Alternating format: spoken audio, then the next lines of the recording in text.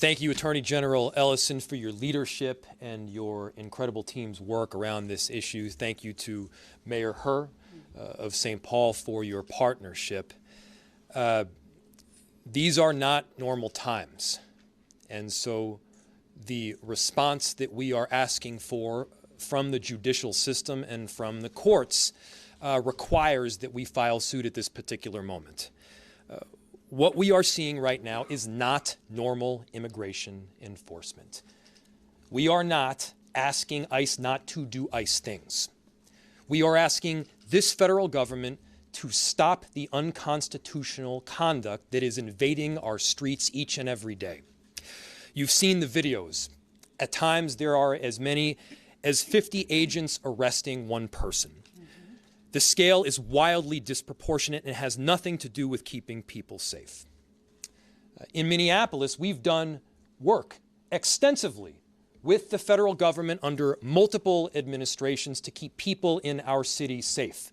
We have worked with the DEA, the ATF, the FBI, the Attorney General's office, as well as the U.S. Attorney's office to successfully drive down crime in our city. We've seen the results of that work, but let's be clear. The stated reason of this federal government for bringing in this full invasion of ICE and border control is not safety. If it were safety, there would be other mechanisms to achieve safety. By the way, crime is down in virtually every category, in virtually every neighborhood of this city. If this were about fraud, then you'd see an invasion perhaps of accountants. But that's not what you see. What you see is people being indiscriminately taken off our streets. Discrimination only takes place to the extent that a determination has made that somebody is Somali or is Latino, or at least they look that way, and then there is virtually no discrimination thereafter.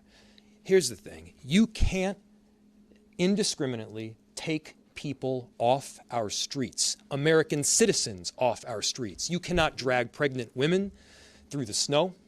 You're not allowed to take teenagers out of their car and detain them when they are in fact American citizens. That is against the law in every state. That is against our United States Constitution. And we're feeling the impact here in Minneapolis. Schools have closed. People are afraid to go to work, shop, or seek medical care.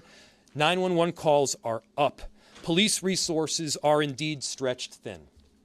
We have approximately 600 officers in the city of Minneapolis.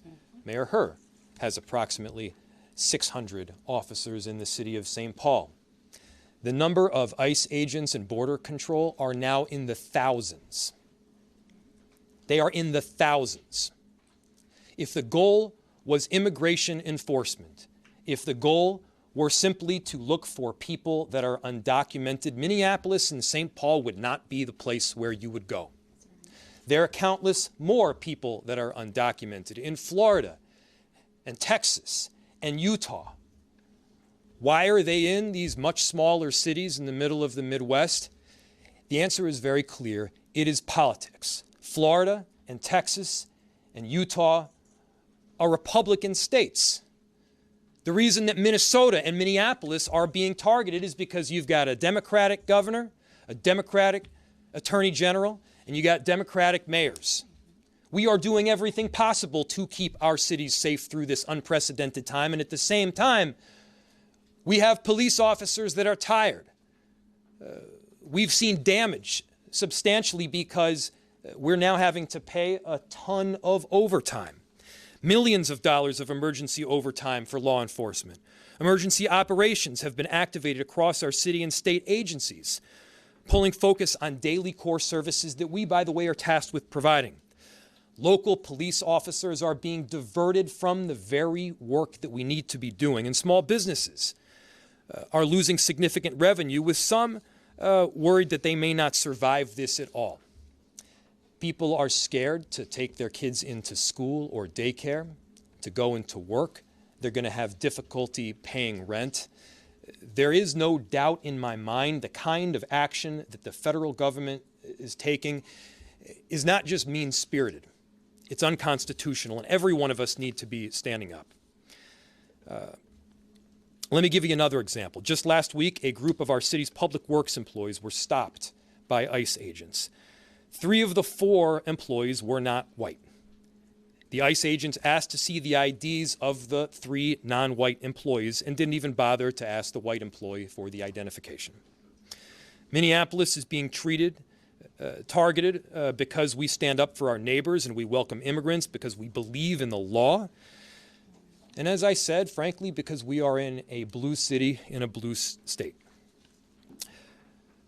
Donald Trump should know, as long as federal agents are in our city acting unconstitutionally against our neighbors, we will continue to push back with everything we got. And let me just take a moment to say how grateful I am to the residents of our city and of our state. We are not victims in the city of Minneapolis. We've got heroes that are standing up for each other, that are standing by the neighbors that they love. And one thing that I can tell you for certain is that we aren't backing down. We don't retreat in Minneapolis. We don't back down in Minnesota. We stand up against bullies, and right now, what we are asking for is an intervention from the court to push back on this unconstitutional conduct, pure and simple. I'll now turn it off to Mayor Her.